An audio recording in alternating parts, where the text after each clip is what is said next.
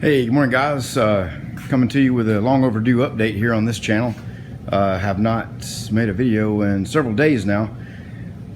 I really didn't have anything much new to add. You know, it's kind of the same thing every day, and people stopped, you know, the viewer number of views was kind of going down and down and down, and so I just figured I wouldn't bore you with it, and you know, maybe just go back to just doing one every, you know, once a week or every few days, just if I have something to ask or something to show you that I've any progress that's noteworthy. But you can see, you know, some stuff going on in here.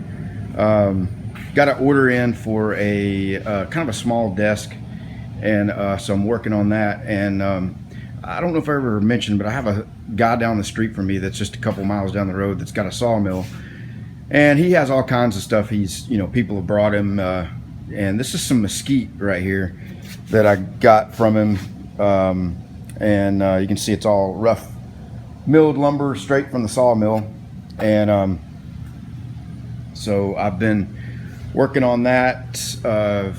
Got the table saw up and running. I'm just tired of waiting on the electrician, so I just made me a long extension cord and put a twist lock in on it, and went ahead and put a twist lock in the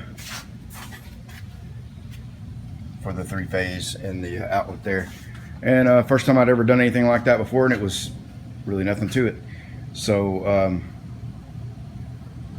yeah, so the I got this planer. This is a Powermatic 180 18-inch planer. It weighs 1,300 pounds. Appears to be in good shape. Got it for a just super good deal, but it was not under power. The guy wasn't sure if it ran or not. He got it from an auction, but just looking at it, I can't see any reason why it would not run. He actually, this is a 3 horsepower 3-phase motor, and he sold or included a 5 horsepower single-phase motor that he was going to convert it to you know, because he doesn't have 3-phase power at his shop. So rather than run a phase converter, he was just going to convert the motor over. So he included that with it. But, you know, it just needs to be cleaned up a little bit. So I may try to just see if it'll run here. You know, I don't even know what all this, you know, I've never used one like this before or even know much about it, but I don't think there's a lot of adjustment to it. I know that the it's one of the belts on here is kind of frayed. Oh yeah, this one right here. You know, looks like it could use new belts all the way around. But so yeah, we'll see if we can, what we can do with that. And I'm looking for a joiner. You know, I'm thinking about just picking up a little cheap 6-inch joiner. You know, you can find those. There's a couple Powermatics locally that look like they're in pretty good shape for around $500 until I can get, I want a, you know, like a 16-inch joiner eventually. So one thing I didn't realize, I've never ran a table saw that big, is just how much dust they produce, you know, and how big of a mess this makes. And so I was feeding this way in on the table saw, and I hooked up the vacuum, the shop vac here, just until I get my dust collection going.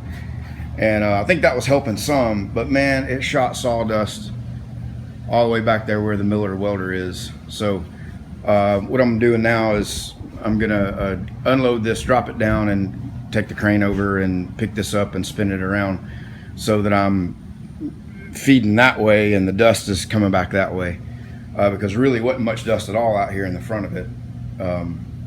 So and I'll probably move that brake out of the way just to get it from coated with dust. But so, you know, this is exactly why it's nice to have casters underneath everything, so you can move stuff around when you need it, as you need it. But one thing I'm definitely know I'm going to do, this will be this woodworking stuff. I'm going to build a separate building. That'll be definitely in the plans here for the next, you know, in the next year or so. Be a building just outside on the other side of that wall there for woodworking stuff. Get this out of here. It's too gonna be too messy. I think even with the dust collection system that it's just gonna be more than I want to have to deal with. So but you guys may have some thoughts on that. let me know if you have any thoughts on this planer. I don't know if there's much to think about, but if you have any thoughts or comments or anything, you know, that you want to share about it. I've looked it up on YouTube just to see if there's a video about just showing the general operation, and I didn't see anything on it. The knives look to be in good shape. The guy told me that it's got an attachment that goes up top for dust collection up here, which it doesn't have. I didn't see one for sale online, so I could make one for that, you know, pretty easily. Just a sheet metal box with a, you know, 4-inch opening on it.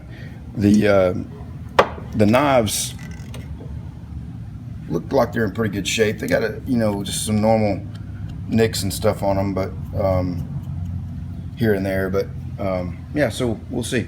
All right, guys, I'm gonna get this one uploaded, and you can see we use our, you know, metal fab tables for wood staging, and we'll go from there. Here's a look at that mesquite. Let's see, what did I do with it? Yeah, I took a piece and so here's a little look at the mesquite. It's got some nice grain to it, and it is a hardwood. These boards are, I think they're around 1 1/4 inch wide or thick. So by the time I plane them down and, you know, join them and plane them, you know, hopefully they'll be somewhere between 3/4 and 1 inch. And it's going to be a little small desk, fairly small, with a steel frame underneath the table as well as steel legs. So should be plenty to support that. But yeah, I think it's a pretty nice looking wood. This just, I just sanded it with some 220 and put a little bit of poly, wipe on poly on it, just to kind of get an idea of what it would look like. So those of you that are friends of mine on Facebook probably saw I posted a picture of it.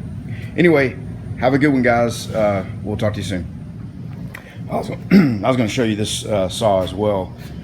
Picked this up. I've been looking at this saw at the local Home Depot. They've had it like a demo unit for the longest time, and it was $6.99, and they had it marked down to $5.99, and I just kept walking by it and looking at it. I've looked at it many times there, and so I asked them about it yesterday, and just said, you know, what, you guys have had this saw here for a year, nobody's ever going to buy that, you know, what kind of deal would you make me on it? So they looked it up and got their manager out there and came back and said, we'll let you have it for $325.